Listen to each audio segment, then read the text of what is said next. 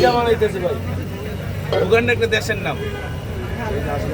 আলহামদুলিল্লাহ ভাই, আচ্ছা, একজন বরিশালের একজন লিখেছে যে আপু, বরিশালের তানবির লিখেছে আপুর হাসিটা খুব সুন্দর। আপু লিটন লিখেছে যে আপু রাশের মাংস পিঠা বানানো কার কাছ থেকে শিখলেন?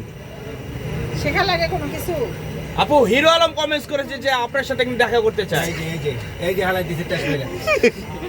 আপু আপনার দোকানে আসতে চাই হিরো আলম। আরো নিয়ে কোনো কষ্ট করে দেব। হিরো আলম আসতেই পারে, খেতে আসতে পারেন হাঁসের মাংস, এই যখন আইবো তখন দেখবো। গরুর মাংস, হাঁসের মাংস সে এত সুন্দর করে বানায়। ও আচ্ছা, এটা জুনিয়র হিরো আলম। জুনিয়র পিসা থেকে জুনিয়র আমরা ভুল করি, মানে হিরো আলম প্রথম, পরে দেখ জুনিয়র।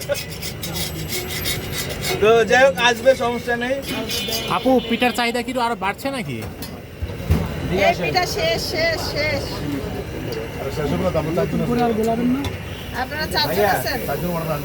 আপু পিঠা থেকে ডিমের গন্ধ উঠতেছে কেন? এই সিমিয়াপা কয়টা এখানে আর কয়টা পিঠা আছে?